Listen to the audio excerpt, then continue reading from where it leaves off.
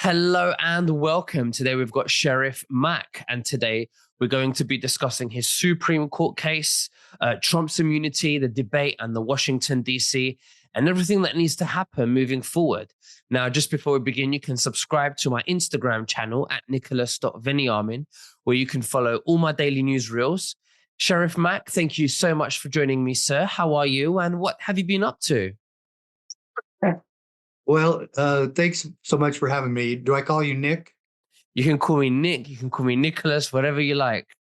Okay, Nick sounds good, but I would like to call you whatever you want me to call you for sure. But um, yeah, I've been very busy. I travel the United States. I do seminars all over the country. I've done seminars in 48 of the 50 states. I've been to all 50 states, but there's only two states I haven't done seminars in, and that's Vermont and Rhode Island. And I've been in some states numerous times. I've only been to Alaska once. My favorite state is Hawaii for obvious reasons. Um, and I'm from Arizona, and that's where I served as sheriff. I'm no longer a sheriff. I am a former Arizona sheriff of Graham County, Arizona, like graham cracker.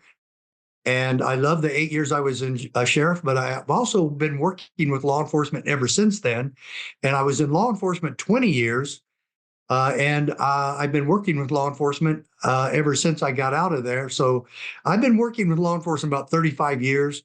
And I train law enforcement to follow the Bill of Rights, follow the Constitution, follow the intent of the founding fathers, and keep America free. And civil rights needs to be restored. Martin Luther King fought and died for civil rights, and I've dedicated my life to the same thing.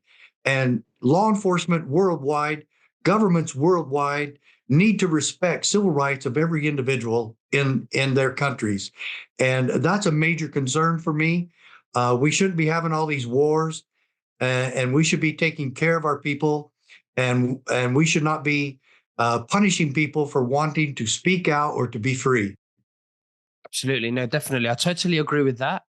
Why don't you tell us a little bit about your case, your Supreme Court case? Well, back in 1994, I became the first sheriff in the history of the United States to file a major lawsuit against the president and the federal government. And the president was Bill. And they tried to force what they called the Brady Bill, and that was a gun control law. They tried to force that down the sheriff's throat and force us to enforce it, to go along with it without any negotiation. Now, I don't know if the people of England know this, but the sheriff is elected by for of the people in his county, in his jurisdiction. We don't answer to the federal government. They don't pay our salaries. They can't hire me. They can't fire me. But the Brady Bill made it look like all of a sudden the White House and the Congress of the United States were now our boss. What was I supposed to do every Monday morning? Call my congressman or call Washington, D.C. and say, what do you want me to do today? So I objected for two reasons. One, the federal government has no jurisdictional authority to tell me or any other sheriff what to do. And the Brady Bill actually contained a threat of arrest if we failed to comply. So this kind of tyranny and dictatorial uh, uh, balderdash coming from Washington, D.C., just really ticked me off. And in fact, all the sheriffs of Arizona were very much against it. But there's only 15 sheriffs in Arizona. They didn't think we could fight it. And I said, I'm not going to go along. I'm going to fight it. And they already all convinced me that this was wrong. I was the youngest sheriff in the state at the time, and these guys really had a huge influence on me. They're very good people, very good men, very good sheriffs. And I said, you guys already convinced me that we should not be doing this, and I'm not going to do it.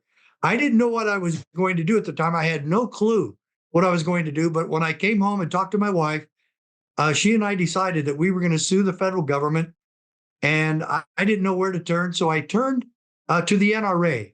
And I wasn't a member of the NRA at that time. I didn't even know much about the NRA. But I had my undersheriff, my top assistant, was a member, and I asked him if they had a toll-free number, and I called them, and they told me the NRA lawyer said that they were already working on the case and doing the paperwork on it, but they needed a sheriff to call, and I was the first one to call, and indeed, 6 other sheriffs joined me in that lawsuit with the help of the NRA. I also hired my own lawyer, so it just wasn't the NRA case. And I'll be eternally grateful for the NRA and what they did for me and America, because this ultimately went to the United States Supreme Court, where Sheriff Prince from Montana and I from Arizona appeared at the U.S. Supreme Court in December of 1996. And the Brady Bill was named after James Brady, who was the press secretary for Ronald Reagan during the assassination attempt of Ronald Reagan in March of 1981. And Reagan was shot, and James Brady got the worst of it. And a Secret Service agent and a law enforcement officer, there were 4 of them shot. And James Brady took one in the head, and he was the worst off. And I'm sorry for his passing. I believe he was a good man. And I talked to him at the Supreme Court, and he said that he really admired me for what I had done. And 3.5 years later, after I met him, or just a year later after I met him at the Supreme Court, the U.S. Supreme Court, on the last day of their term, that's when they do the most important cases. On the last day, they ruled in favor of the sheriffs and said that the federal government had no authority to do this, and that we were not subject to federal direction.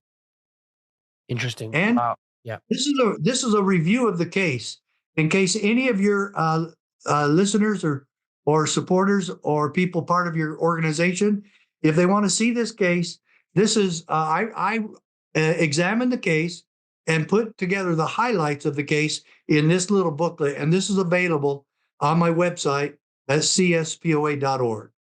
Well, thank you very much. We're going to leave that link in, below so that people can have a read and educate themselves. Wow, we're living in a very crazy world. What do you think? What's your opinion with everything going on today? Especially with Trump being immune from the prosecutions. What are your thoughts? Well, he should be immune from what they've been trying to do to him. In fact, every American should be immune from this, because they've just been making this all political. And instead of a true justice system, this isn't justice. Going after somebody, and then the statutes of limitations are already expired. So the prosecutor, a Democrat who campaigned politically to go after Trump, he had to try to find a way to make it a felony. And so he fabricated a felony case against the former president. Otherwise, if he hadn't done that, it was totally against the law what he was doing, because of the statutes of limitations. And I believe it was already against the law. So in his district, they have a bunch of strong liberal Democrats who became members of the jury. And I thought we got rid of that sort of thing during the Jim Crow laws. We don't pick all white people to go against a black defendant. Well, we don't have 12 staunch Democrats going against the president that we know all of them already hate. So none of the process was fair. The January 6th hearing was done with all of Trump's most ardent enemies in Washington, D.C. The entire commission was made up of Democrats and Republicans who hate Donald Trump. So everything was rigged from the get-go against him. And they even had the audacity and the stupidity to impeach him after he left office. Yeah. And that's completely contrary to the Constitution. You impeach someone to remove them from office. And so they just had to do that again so they could tarnish his legacy. And this is how corrupt Washington, D.C. has become.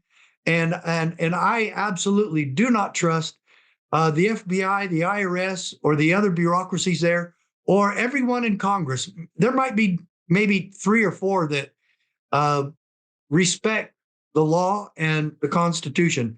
Everybody else there is just about politics, Democrat and Republican. And George Washington warned us that a 2-party system would be the bane of American liberty.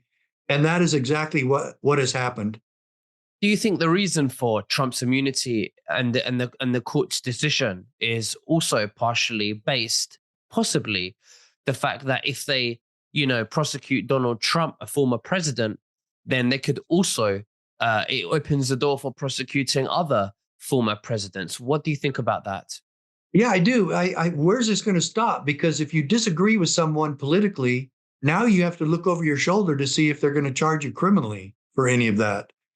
And so I don't support any of that. And I will tell you, after I beat the federal government, 1 year later to the day, the FBI and IRS raided my office.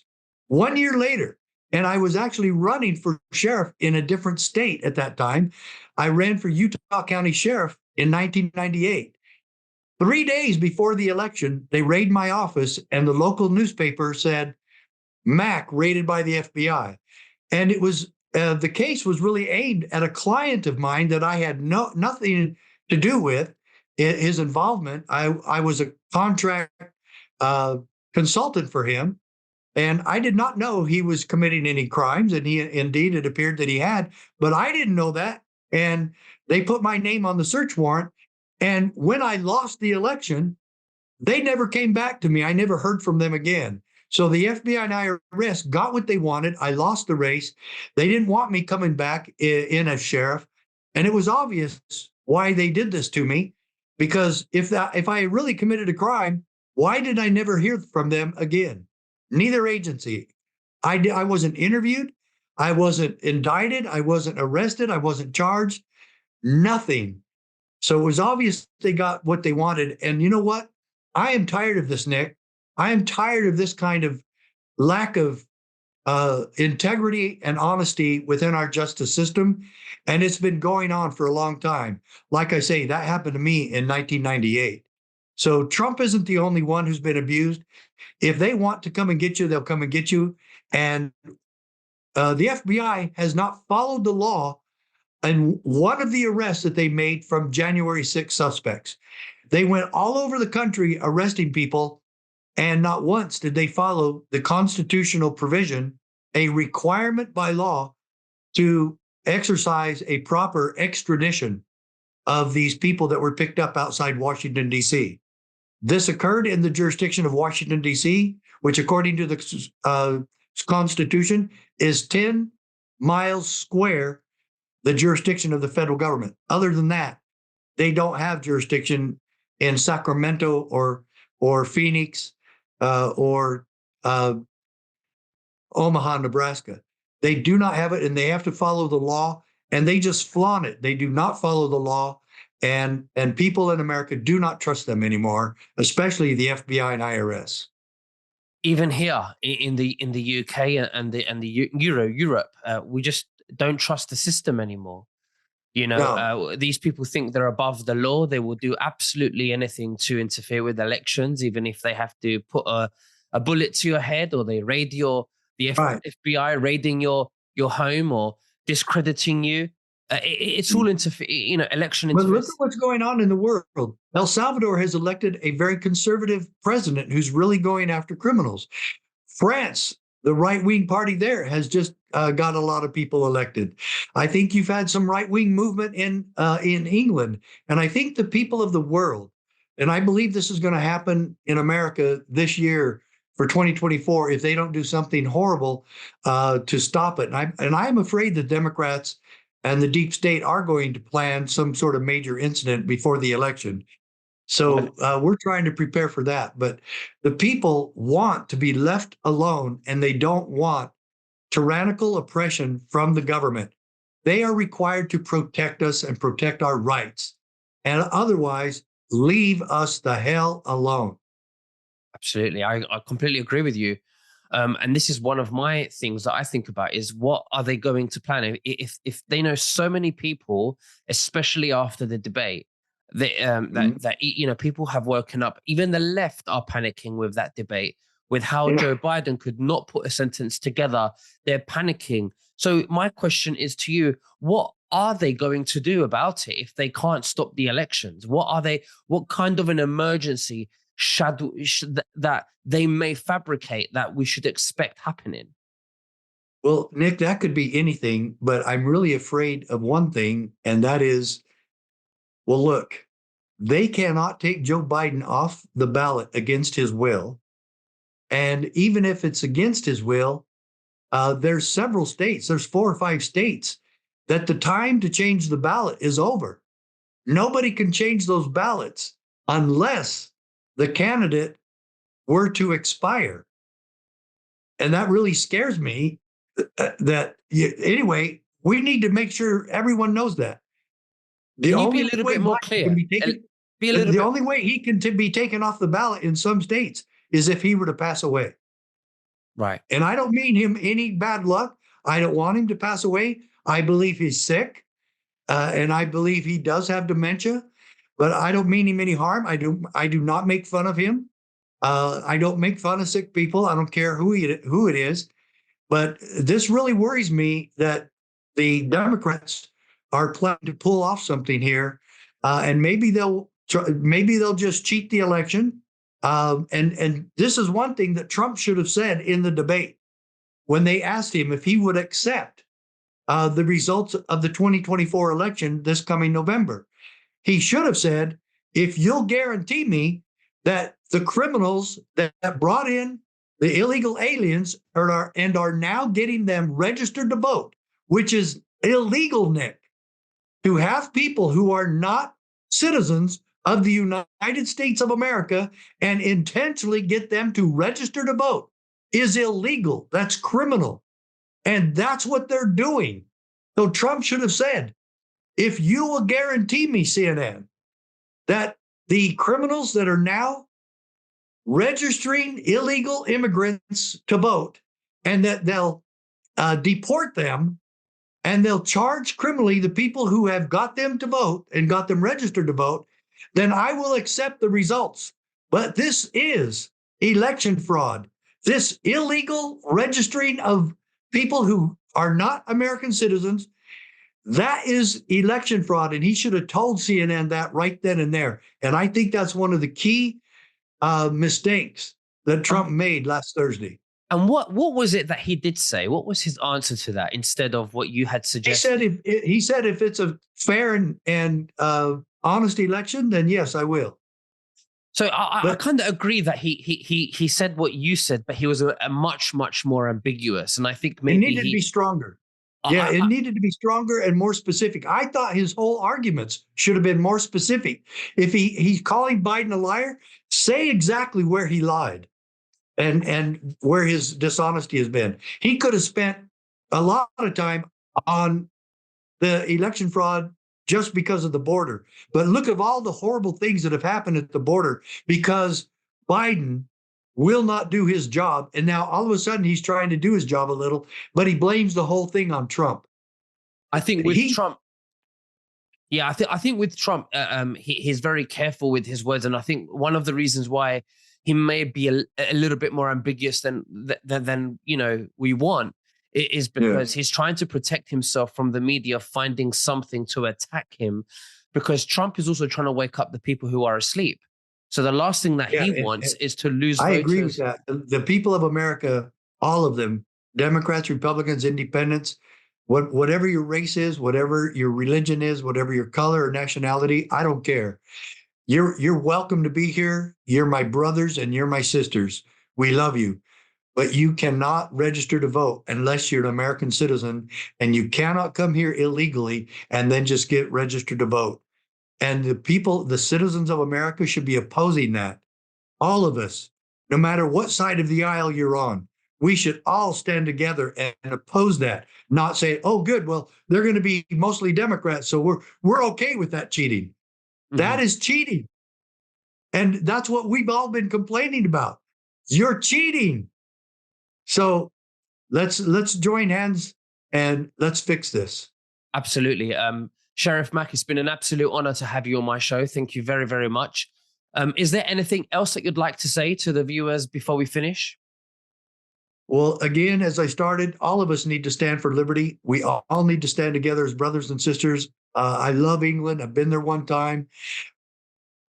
The Middle East needs to stand for liberty, civil rights, all of us. But folks, right now, we need your help. I would love all of you to join my organization, the CSPOA, the Constitutional Sheriffs and Peace Officers Association. We have a place you can join.